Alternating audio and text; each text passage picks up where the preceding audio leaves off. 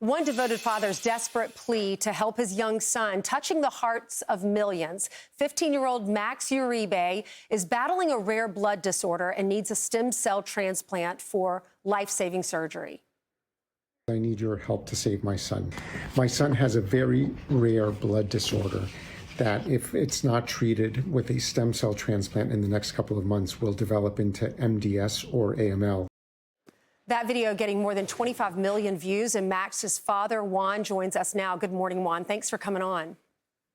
Good morning, Ainsley. Good Thank morning. you so much for welcoming me. You're welcome. So many people have seen this video on TikTok, so we wanted to share it with the viewers for those who might not be on that platform. Tell us about your son and the response since that video was posted. Yes. So unfortunately, my son is suffering from a rare blood disorder that's going to become blood cancer, and a very deadly form of blood cancer, which is why I went on social media. I had not had a TikTok account nor Instagram account prior to learning that the perfect match donors we thought we had were no longer available. And the response has been phenomenal. It's been amazing to see the outpouring of support from millions of people all over the world who are rallying behind the cause, his cause, but also the cause of many other patients like him. I know that you're pleading for volunteers just to go out and be tested. There are 42 million donors on the registry worldwide, 0 perfect matches for Max. 5 minutes is all it takes. It's just a little cheek swab. So why is it so hard to find a donor for Max? It's hard because of his genetic makeup. I mean, so there are literally millions, if not billions, of potential permutations when you think about everyone's genes and the associated alleles. And in my son's case, it's particularly more challenging because I'm 100% Colombian, he's half Colombian, and then half Caucasian. And so that combination just leads to many more potential permutations, making it hard to find his genetic twin. Wow, wow. A lot of people here, when I was reading about this, you hear bone marrow, you hear transplant. We think of this invasive, massive surgery, but you say that's not the case, right? That's right. I think one of the big learnings for me is that there's a need to demystify what this is all about. People hear those words and they get scared and they say, I want to have nothing to do with it.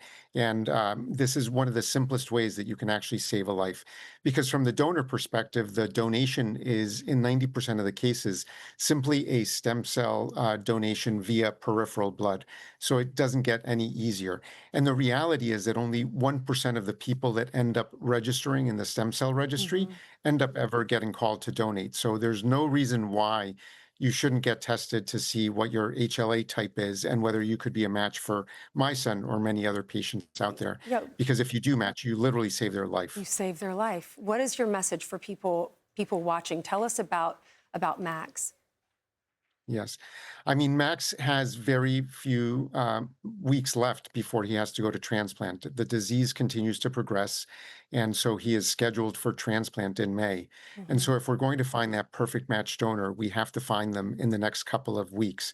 And so my ask for everyone watching is to go to giftoflife.org/Max and request your own kit so that you can be tested and see if you might be that perfect match for Max or someone else. Does his perfect match have to be...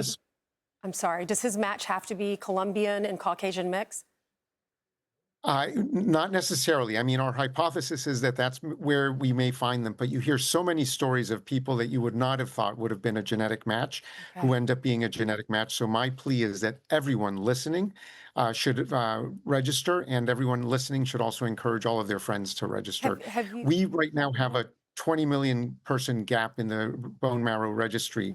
And so there's a need for as many donors as possible to add themselves. And didn't you think you were going to have a match? You thought that twice?